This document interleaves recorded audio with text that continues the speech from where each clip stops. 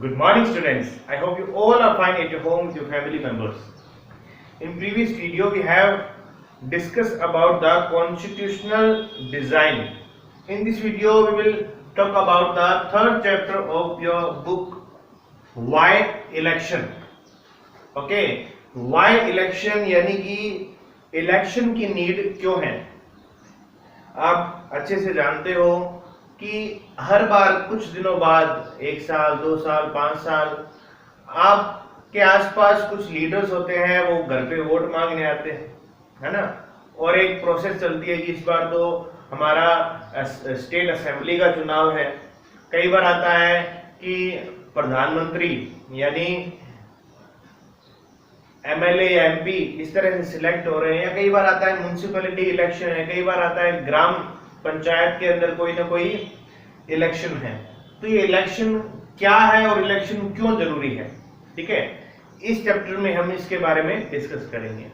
तो सबसे पहले चैप्टर स्टार्ट होते ही एक स्टोरी दी गई है, और स्टोरी हमारे जो राजस्थान के बिल्कुल पास में एक स्टेट है, इसका नाम है हरियाणा की। तो हरियाणा में 1982 के अंदर वहां पर कांग्रेस की गवर्नमेंट थी। ओके, यानी कि जो मुख्यमंत्री था, चीफ मिनिस्टर था, वो कांग्रेस पार्टी से बिलोंग करता था, ठीक है। वहां एक बहुत ही फेमस पर्सन है, पॉलिटिकल लीडर है, जिनका नाम था चौधरी देवीलाल, ठीक है। उन्होंने एक नई पार्टी बनाई, पार्टी का नाम था लोकदल। ओके, लोकदल पार्टी जो थी उसके जो चीफ थे वो थे चौधरी देवीलाल। आज भी से इनोलो के नाम से हम जानते हैं, और चौटाला फैमिली के ही जो मेंबर्स है वो उसे हैंडल करते हैं। तो इन्होंने 1987 का इलेक्शन हुआ, उसमें जो चौधरी देवीलाल जी थे उन्होंने कुछ प्रोमिसेस किए थे कि अगर हमारी गवर्नमेंट आएगी तो हम जो भी किसान है, फार्मर है, उनका जो लोन लिया हुआ है, उनके जो कर्ज लिया गया है, हम उसको माफ कर देंगे, ठीक है। जिससे क्या हुए, लोग बहुत ज्यादा क्या हुए, अट्रैक्ट हुए, और वो कांग्रेस से क्या थे, नाराज भी थे। तो अट्रैक्ट किसकी तरफ हुए, चौधरी देवीलाल। और उनके जो भी पॉलिसीज थी, जो इलेक्शन कैंपेन था, उनमें जो प्रोमिसेस किए गए थे कि हमारी जो गवर्नमेंट बनेगी तो हम ये काम करेंगे। तो उसके बाद एक बहुत अच्छी मेजोरिटी के साथ चौधरी देवीलाल की जो पार्टी थी लोकदल, वो क्या रही, विनर रही। कौन से इलेक्शन में, 1987 के। टोटल हरियाणा में सीटें हैं 90, यानी टोटल 90 सीटें, उसमें से 76 सीट यानी 76 विनर किसके थे, जो लोकदल और उसके आसपास साथ की जो पार्टी थी, मेजोरिटी में जो अलायंस था उनका था। और कांग्रेस की सिर्फ 5 सीटें आई थी। तो एक बहुत अच्छा प्रभाव था किसका, चौधरी देवीलाल का, और उन्होंने जो प्रोमिसेस किए थे उनका।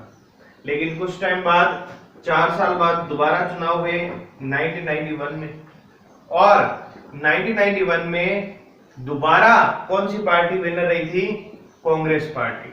और जो लोकदल है उनको ऑपोजिशन में बैठना पड़ा। अब ये क्यों हुआ, इसलिए हुआ क्योंकि इसमें सबसे बड़ा रोल किसका था, तो रोल किसका था,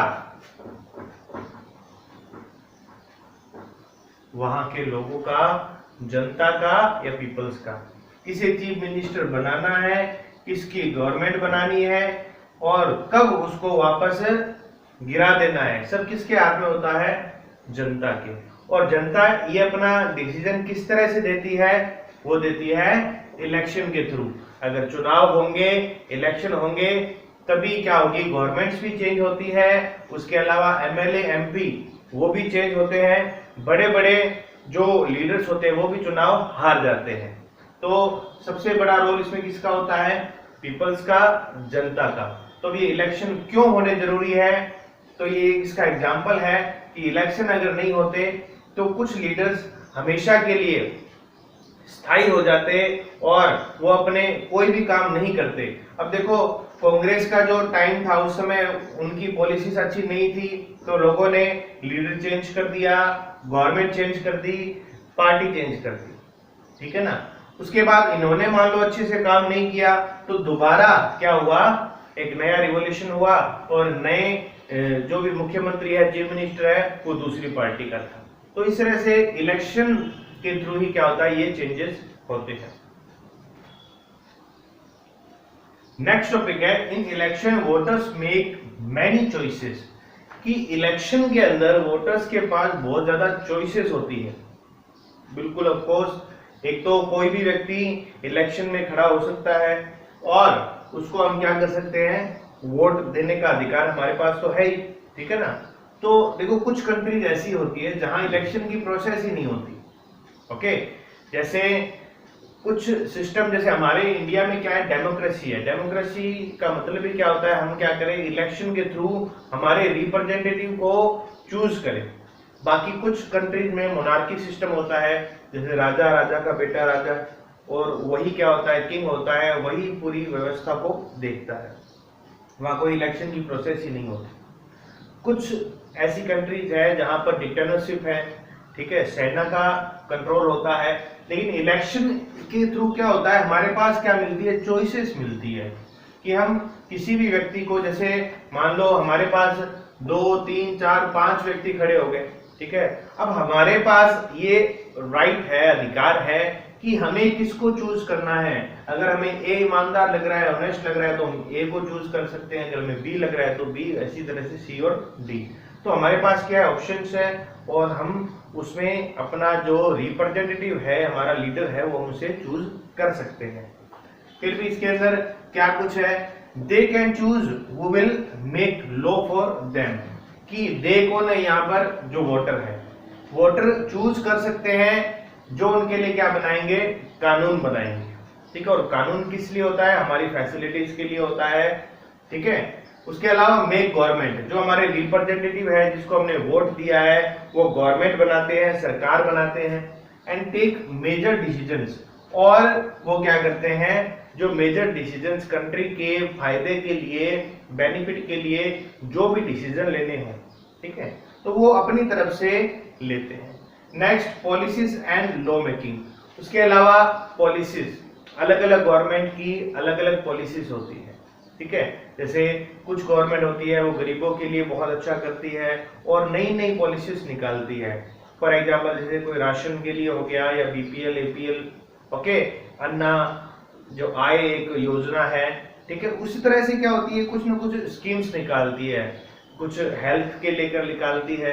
तो इस तरह से क्या होती है, गवर्नमेंट अपनी अपनी पॉलिसीज निकालती है, जिससे क्या लोगों का फायदा हो, बेनिफिट लास्ट किस तक पहुंचे, पीपल्स तक, ठीक है, लोगों तक।